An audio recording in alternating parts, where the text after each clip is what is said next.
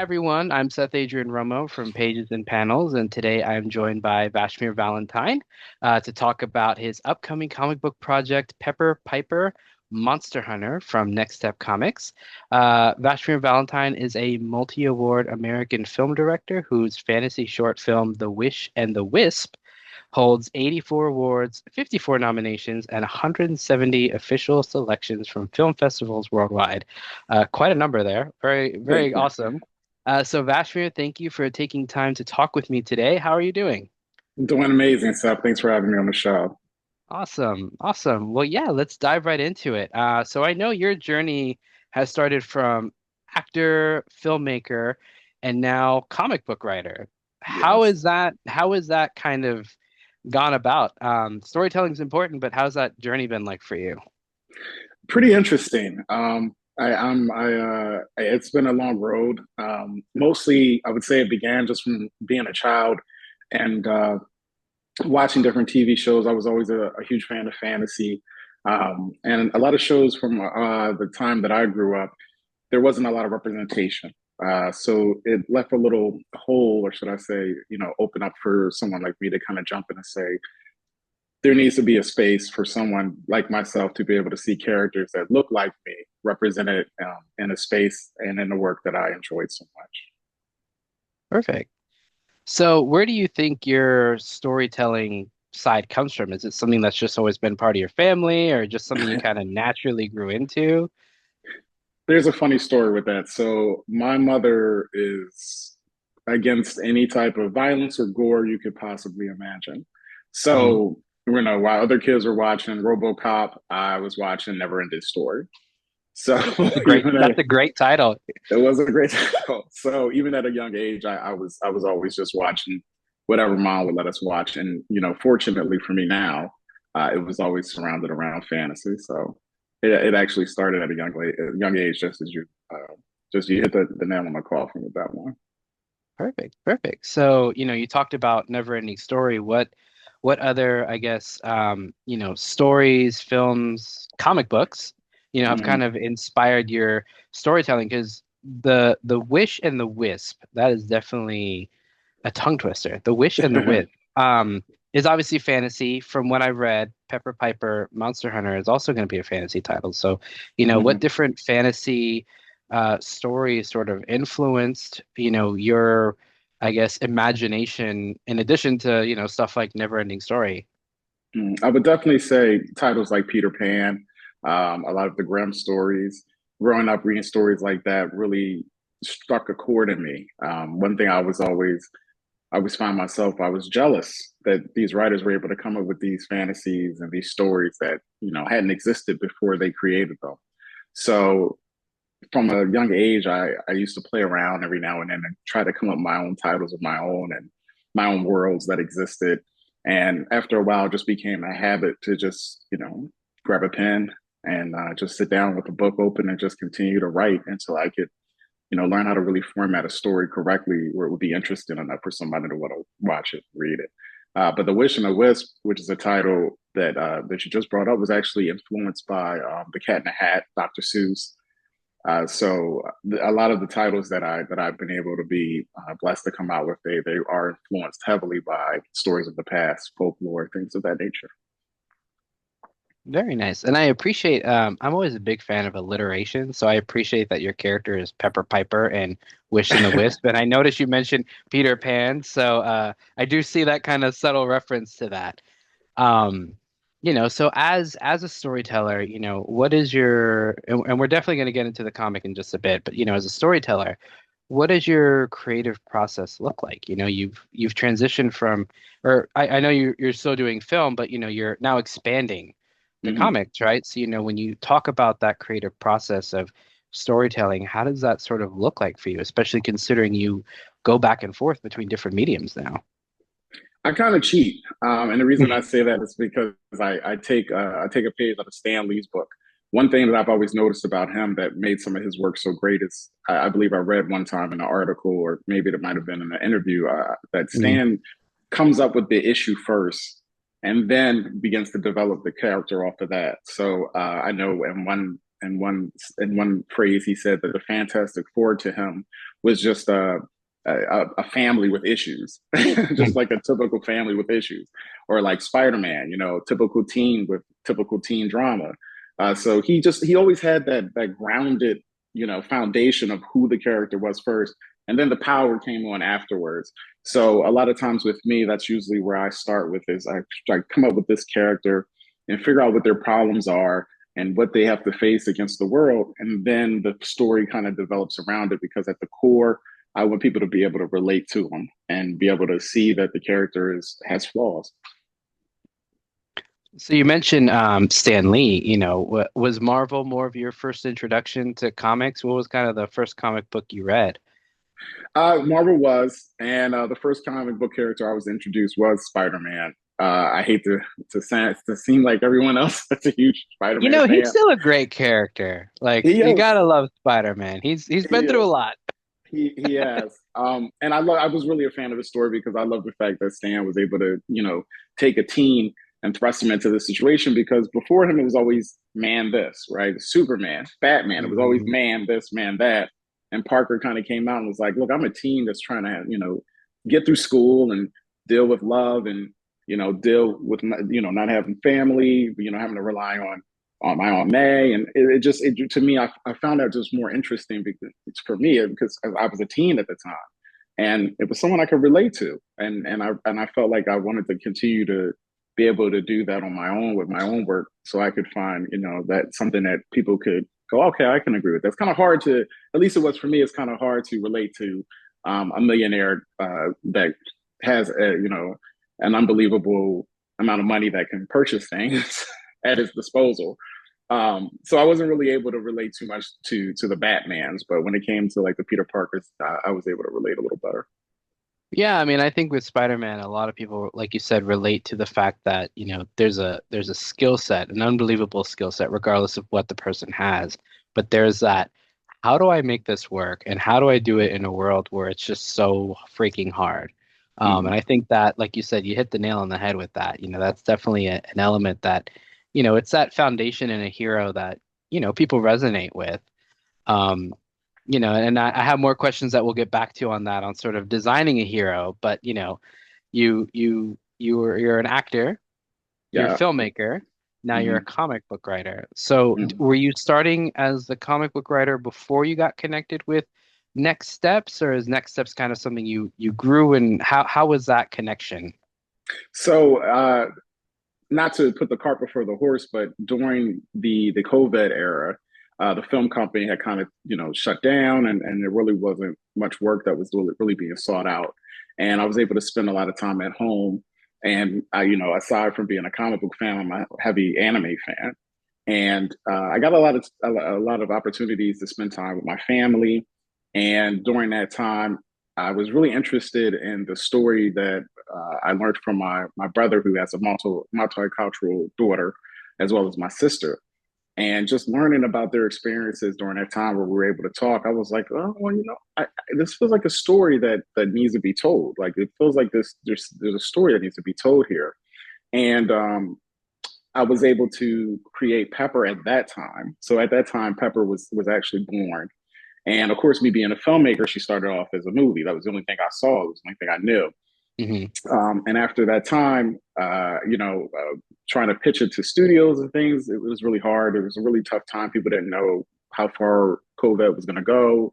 And at that point, I was like, you know what? I think this is the opportunity that I've been looking for to actually turn this into something that people could still be able to, absorb, but in a different format. And that's where the idea to make it a comic came from.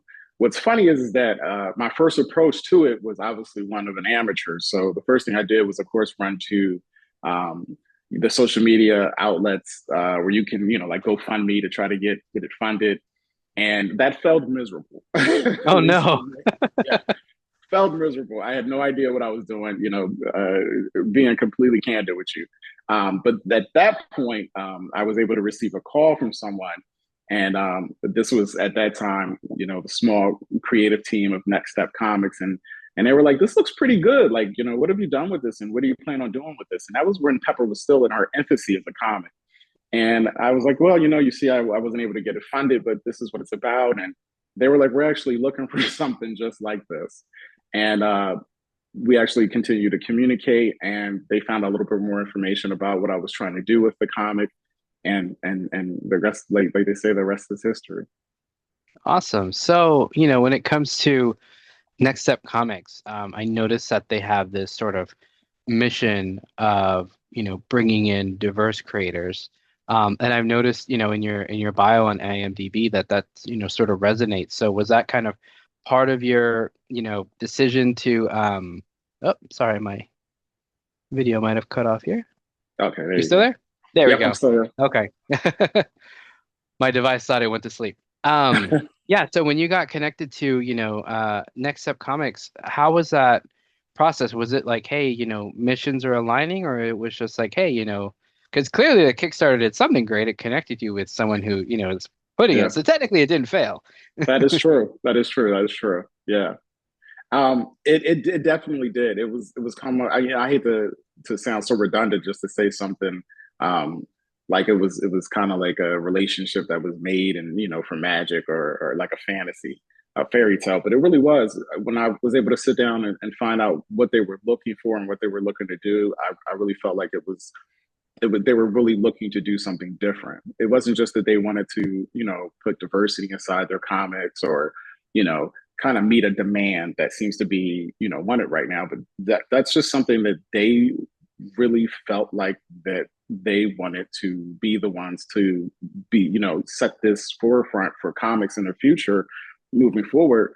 That, hey, like, most of the people that work for that company are based in New York City, and obviously you could throw a quarter and run through 8 different races and types of ethnic groups within New York Hmm. City. So that was really important to them, which is, why Pepper is based in New York City. That Mm. you could read a comic, and if Pepper's walking down the street, she's going to walk past a Muslim. She's going to walk past someone of a different background. And the people that she interacts with are going to be people of different backgrounds. So it's not forced, it's just the real world that we live in. Hmm. And aside from that, obviously we have different people from different backgrounds within the company, and they too were like, I'm here because I want to see myself represented, and can you do that? So it was almost like, it was also like a test, in a sense where, people were asking me, well, look, this is my background, this is what I am, what would you do to create someone for me? And I had to answer those questions.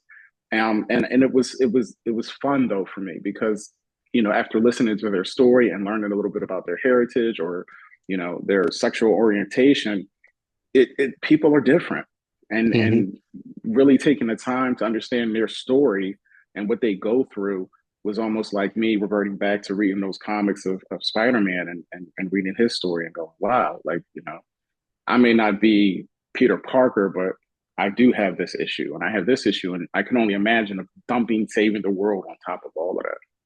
Yeah. No, that's true. And I do appreciate when, stories think about how diverse the world is now, especially, the United States. Everybody uses the phrase melting pot, but it's so true. I'm Mm-hmm. based out of Houston. Um, and so we Houstonians take pride in the fact that we can probably get a wide range of different types of food, and it's really, really good, but it's Mm-hmm. all on the same street, right? And it's just Yeah. like, you have people from all different backgrounds, but just like, bringing sort of flavor and culture and all of that, into this giant city. And it's like, sometimes I'll visit, a smaller town. And I'm just like, wow, you sometimes take that for granted, but it's Mm-hmm. kind of ironic because at the same time, you take it for granted when you're experiencing with it, but at the same time, you really should see it reflective. So I think it's great that you all are considering that, just sort of subtle nods to the comic itself. Mm-hmm. Um, so now we're into the comic book territory. We're into Pepper Piper. So, you know, who is Pepper Piper? What is the world you are building? She's clearly a monster hunter. I did, read a little bit that there was this giant war, 600, I Mm-hmm. think, plus years ahead of time. So who is Absolutely. she? What is her world? What should readers start expecting for this character?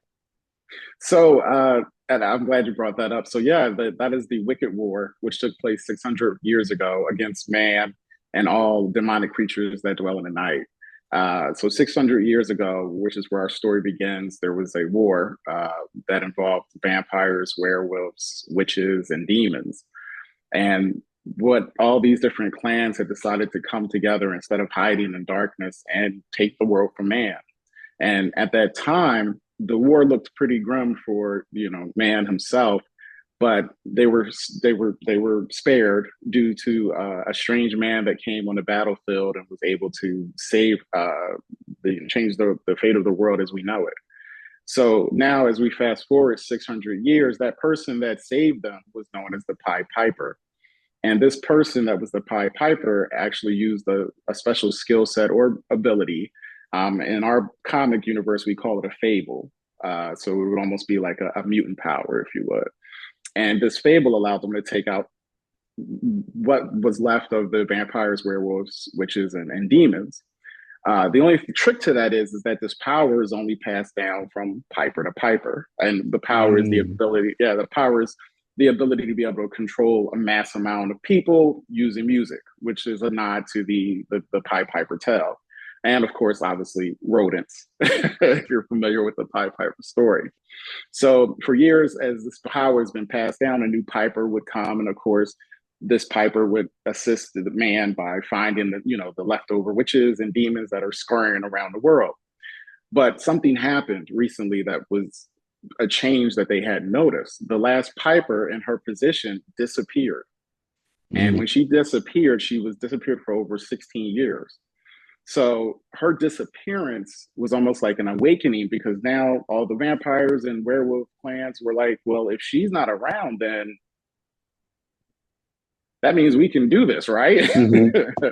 So they began to, build their clans again and plan to be able to take over the world once again to start another wicked war. But what they didn't know is that there was one Piper left, and that Piper is Pepper Piper, a 16-year-old multicultural teenager with a bad attitude who loves punk music, plays the guitar, and has a power that she doesn't realize that she has. I love that. I love that. And actually I really appreciate how you're making, the chosen one, so to speak, a female character. I think Mm. that's important because I have a daughter, and my wife and I were talking because we were watching a movie the other day, and I asked my wife, I was like, do you ever get tired of the chosen one always being male? And she's like, all the time. She's like, all the time. She's like, and I don't know, we got to start thinking about that for our daughter. We got to think about stories where, it's not always male centric. Mhm.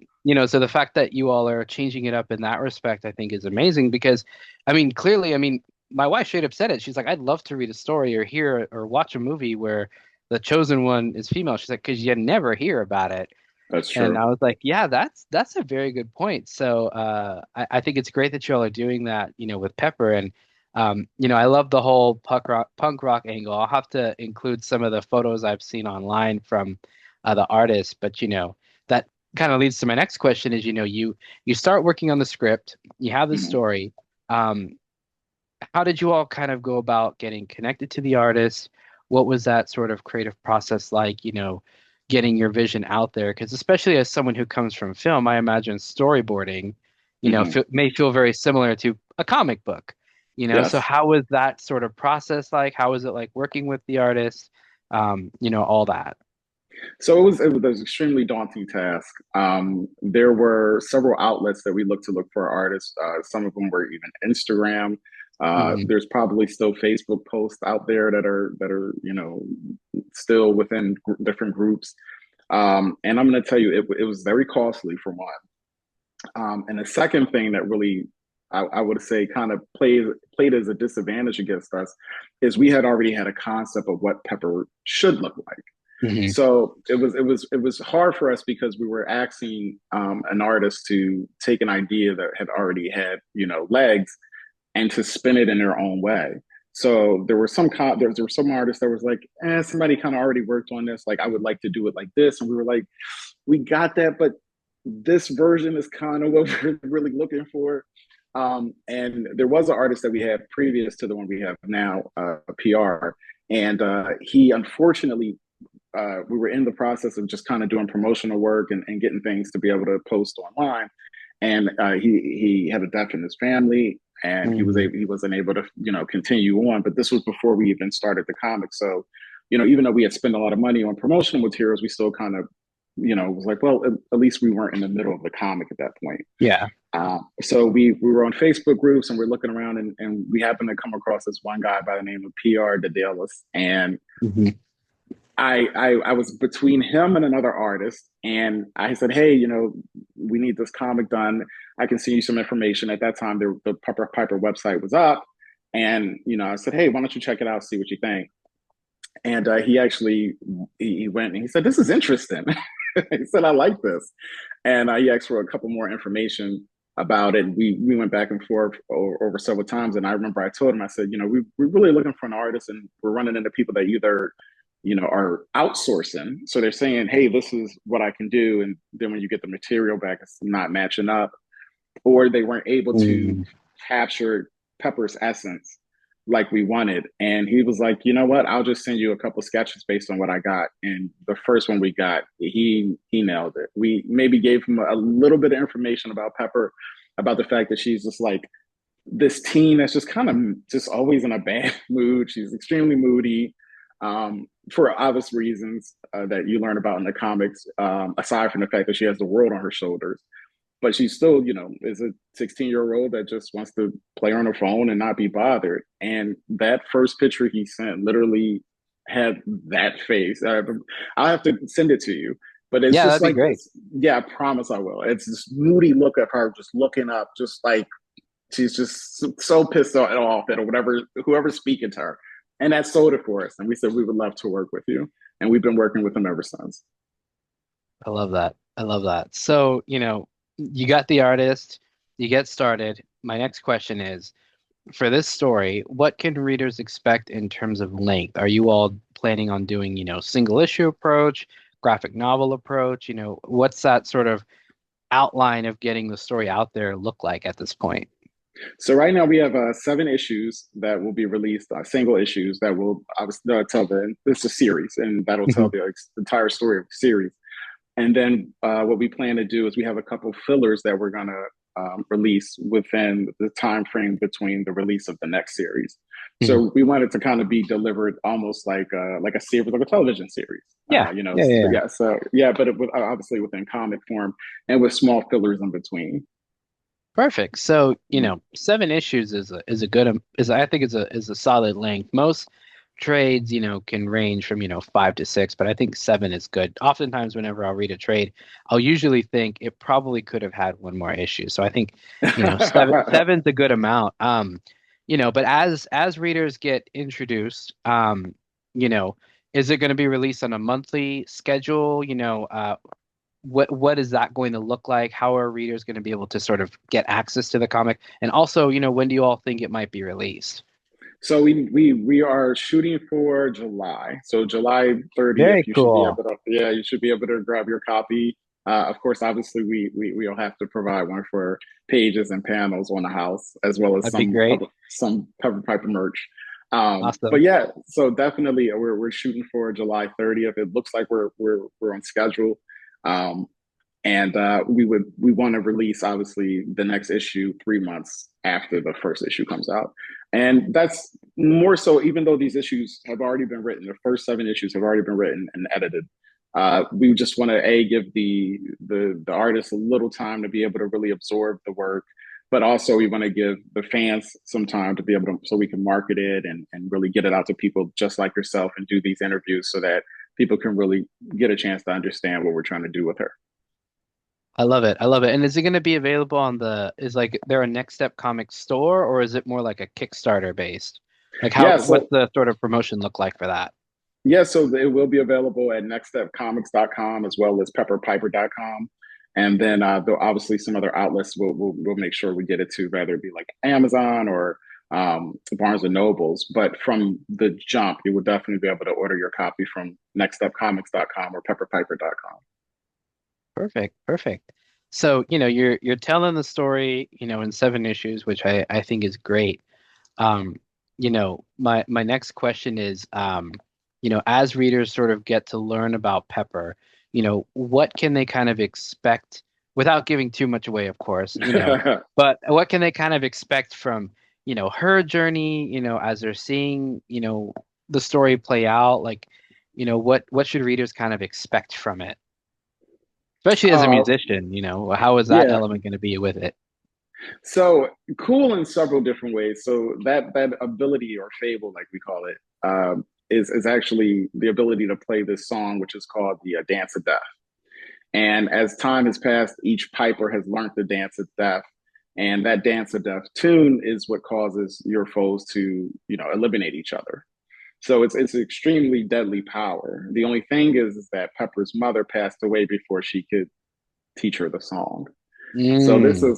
this is one of the things that the monsters don't know. So as she's on this journey to try to memorize the words to the song, or should I say not the words to the song, but memorize the notes to the song, she writes them down in a book, which is actually going to be on the last page of every comic book. So Oh, as you cool. yeah, so as you read each comic book on the last page, the first top will have the notes so that if you're a guitarist, you can learn how to play the first half of it. And each week or each issue, she'll remember a little bit more. And it's kind of funny how it's laid out because the page actually looks like it's her desk with like, kids' notes on it, like little Hmm. scrambles and stuff. And then there'll be the notes for the actual thing. So the point is that when you get through all 7 issues, you know how to play most of it because obviously she can't memorize the whole thing in the first 7 issues. But there will be nods to that.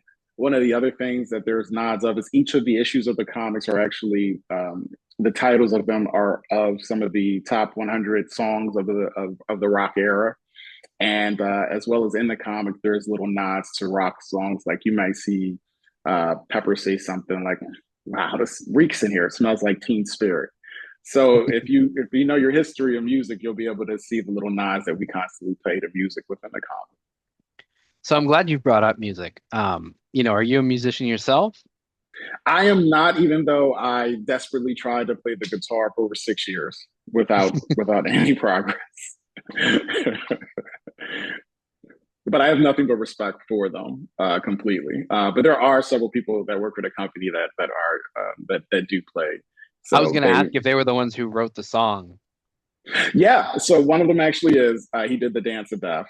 Very And cool. yeah, he wrote the Dance of Death, which was weird because none of us knew what that was going to sound like. It just sounded like it was something that was really awesome, and everybody could kind of envision, what it would sound like. But it was kind of hard because we were like, what would that sound like? Would it sound old? Like it couldn't obviously sound like a rock song. I was about to say, yeah, I So can't sound punk right now. yeah, like how would they play that back? So we're talking about 600 years ago. So it had to have like a very old, melody to it. And I think he did a good job. So I guess the fans will let us know as they play it. Yeah, no, that sounds very exciting, and I love that you're including those little, I guess, snapshots of the song in the comic. I think that's another sort of little element to include with it that kind of enhances that reading experience. Because especially if people are going to have to, and it makes sense, but be introduced to the character, fall in love with the comic, and then wait a little bit for next issue. At least Mm. now they can, start learning to practice the song, which I think is a really cool addition to the story. Um, so one of the questions I do have is, did you all put together like a Spotify playlist or anything as kind of a reference for the music? How did you kind of come up? You mentioned, top 100, but were there any particular songs that you're like, oh, this kind of inspires the story? There actually, you know what? That's so funny you said that. So there was actually, now see, of course, now not gonna remember this guitarist's name. God, and I've listened to him. It's not Steve. It's um, Joe Santriani. Hmm. Joe Santriani, Not of This Earth. There are about 4 songs off of that one that really did kind of push us over because Pepper's mother is also. I'll give you a little bit more nod to it. So Pepper's mother was actually is actually a guitarist herself, and she had a punk rock band, and I believe they're called the Dirty Rats. I believe the name of her band was Hmm. was her with 2 other girls. So that's where Pepper kind of got this. Oh, I'm a rock star. So as her mother was traveling around, because she completely abandoned the idea when she had Pepper of being a monster hunter any longer. She was like, I'm a single mother. I'm not going to do this. I'm just going to live my life and raise my daughter. So she disappeared, and during that time, she was just touring around trying to live her life like a normal person. So a lot of the things, a lot of the music and influences came from her mother being a guitarist at that time. So it kind of has like that '90s kind of vibe, that kind of Mm. yeah. So like that whole kind of Courtney Love kind of Yeah, that kind of no, grunge style. that's her mother all day. So Yeah, love it.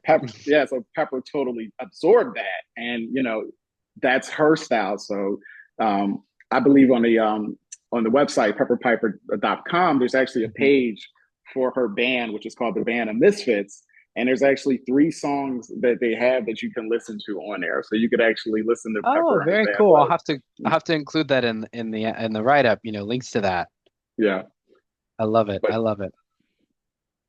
Well, very cool. So yeah, wow, that's amazing that you all have kind of put together not only just a comprehensive story, and an artist who's putting it all together, but just these other elements with it, like the music. I think that, you know, again, I think that enhances the reading experience.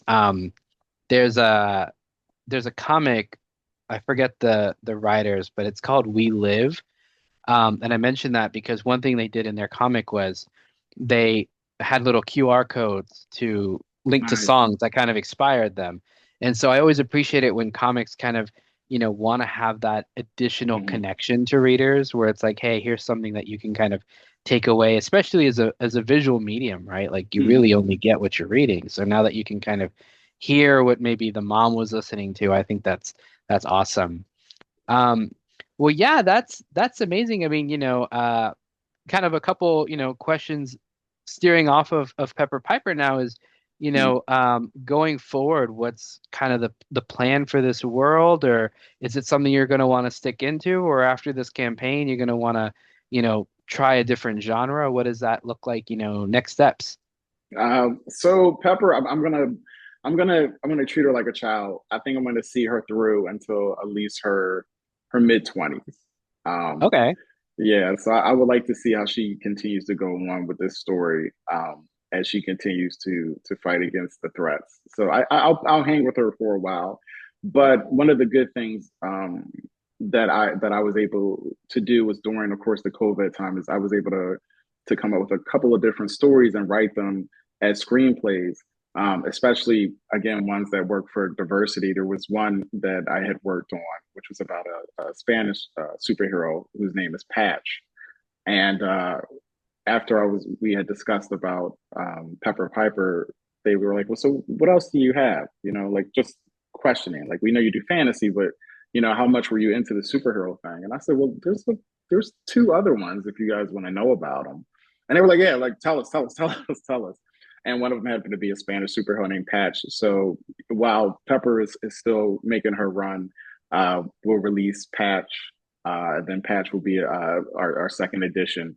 And then after the Patch, we also have one more comic that will be released after that, titled Black Rabbit, Thief of Thieves, which Hmm. is kind of like a James Bond, Lupin the Third, about an African American male that also happens to be the son of a famous guitar player. So kind of like imagine if Jimi Hendrix had a son, Oh, who that's also, cool. yeah, who also had his skills and his talent, but instead of using it to play and be famous, he was just kind of using it to get girls and and thieve and manipulate people in the government. We're like, we've got enough charges on you to take you down, but we also have this other program that we think you would be good for. And of course, he takes the latter. So he takes on the form of this character known as Black Rabbit. Oh, that's cool. That's cool. Well, Yeah. that's very exciting that, there's more to be coming out of Next Step Comics. I checked out the website and I know, obviously the big title that's pushed right now and rightfully so is Pepper Piper, but I'm sure once, readers essentially, consume this comic and enjoy Yeah. the story and fall in love with the character, the next thing they're going to want to know is, hey, next step, what's the next step? Yeah. Um, We so know we yeah, gotta so I we love know we that. gotta win them. We know we have to win them over. So we know we're the Yeah, new yeah, guys. We know we're the new guys. So we know we have to show we got to be able to deliver first before they they ask for more. So we're really putting a lot into this to make sure that we can. Yeah, and I saw some of the art pieces on Instagram. I'm sorry, the artist's name is escaping my mind at the moment. Um, what's the artist's name again for PR Pepper Piper? Adidas. Yeah, PR, PR yes. Adidas. Yeah. Yeah, I saw the art on their Instagram and I was like, wow, this is really cool looking. And there's a lot of I'll have to include that in the article, but there's a lot of detail. There's a lot of Oh. characters. The scene that was posted on Instagram's in the subway, and I'm like, if that is not one of the most jam-packed places, I don't know what is. So that's Yeah. impressive that, they're putting together, set pieces like that. Mhm. Um, well, very cool. So, thanks for talking about Pepper Piper. I'm sure everybody's going to be excited to learn more. But before we kind of wrap things up, aside from obviously writing, are there any comics you're reading at the moment? Any writers or anyone that you're kind of like, hey, this is what's kind of on my list right now that you're checking out? I am, and I hate to be on the bandwagon, obviously because I grew up watching it, but I just finished an episode of X-Men, and It's so good. It's so good. I fought one of my friends on it just because I was bitter. Um, and we saw first it was episode 5, and he said, "Oh, this is the greatest thing I've ever seen in my life." Now, granted, I was bitter because Gambit is literally my favorite superhero. It's the swag, it's the accent. Like, forget about it. Like, I am a Gambit fan. So seeing my character pass away was the worst thing possible to me. So I was done with it. He said, "No, dude, watch another one." So I remember he was pushing the one that just got released, and I was like, "I'm not. I'll get to it. I'll get to it." So I go on I go on there, I press play, the Mhm. starts, and I just remember I was like, like this is gonna be terrible, whatever. Mouth was dropped during the whole episode. Like Yeah.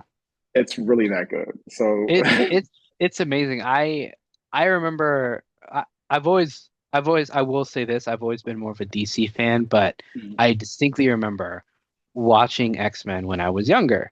yeah, And the theme song, like even before they re-released the show, the theme song is forever in my head. you can't get Um, rid of it. and so, reluctantly, I was like, I don't know if it's really going to be as good as people are saying. Like, let me just give it a shot. I went in blind. I'm like, I'm not going to read any reviews. I don't care if it's good or bad. I just want to Mm-hmm. see it because everybody's talking about it. And the first two episodes, I was like, this is amazing. I'm like, Yeah. this is like, this is a testament of love to the franchise, Mm-hmm. respect to the fans. Like, it isn't just fan service, but it's also like really good storytelling. Oh yeah. And so I'm really glad they knocked it out of the park because, whenever, companies lean on nostalgia, like there's a lot of risk there. Oh yeah. And Oh yeah, yeah. it's been amazing. So yeah, I'm glad you're checking it out. I'm sure every comic book nerd's watching it right now, but anybody I'm who has sure. it definitely needs to watch it. Yeah. I'm like you. Well, yeah, I grew up watching it, so for them to release it again, the child in me was like, you better not mess yeah, this up." exactly, And they delivered. exactly. They Yeah, and delivered. I love that they kept the theme. I love that. As soon Absolutely. as it Yeah. played, I'm like, I knew they were gonna do it, but it Mhm. started playing, and I was just like, you guys are already hooking me, and I haven't even seen anything. I'm like, all right, like. Let's get this over with. Yeah, I'm This like, is all right, yeah. let's just, let's see how good this is. Yeah. Well, yeah, well, very cool. Well, thank you again for taking time to talk with me. Really looking forward to, you know, seeing the comic when it comes out. You said July 30th, which is, as of right now, it's just the beginning of May, so that is right around the corner. Yeah. So Yeah. very exciting. Now, will readers be able to pre-order ahead of time, or is it only going to be released as of 30th? What does kind of release date look like? You order on 30th and then it's going to get shipped immediately afterwards. When can readers expect to really be able to check it out? I would say definitely we'll be able to place our order on the 30th. We want to be able to give you guys a copy first because Hmm. we have faith in it, and we want to be able to have you guys say, "Hey, this is the most amazing thing since sliced bread," or "Save your money." Unfortunately, that's just something that we're willing to take a risk on because obviously, if you guys don't like it, then that's one thing I respect about the internet now is that people can get honest opinions from real people. So that's one of the reasons why we've taken so long with it is because we want to be able to give it to you guys and have you guys honestly say this is freaking cool. So we will get those copies to you guys first, but it will be available for people to order on the 30th. And hopefully, if the universe and the comic gods shine on us, it'll be, one massive order and people will slowly get them. And then you'll start to see more people talk about it and, open up pages from it online and everything will work out Yeah, the way it's definitely, supposed definitely. And I'll have to make a couple recommendations of other people to connect you all to who would probably to. Oh, love to please, review it. please. Because yeah, this sounds amazing. I mean, the fact that you have a punk rock 16-year-old girl fighting demons with music. I mean, that in itself is already a pretty cool Yeah. pitch, you know? Like that in itself sounds awesome. So, Yeah. well, thank you again for taking time to talk with me. This has been really great. We'll definitely be in touch soon. I look forward to reading it, reviewing it, and of course, getting it shared so that people can, hear more about it and come July 30th, start placing the order. I'm looking forward to it. And I appreciate all your time. Yeah, yeah. Thank you so much.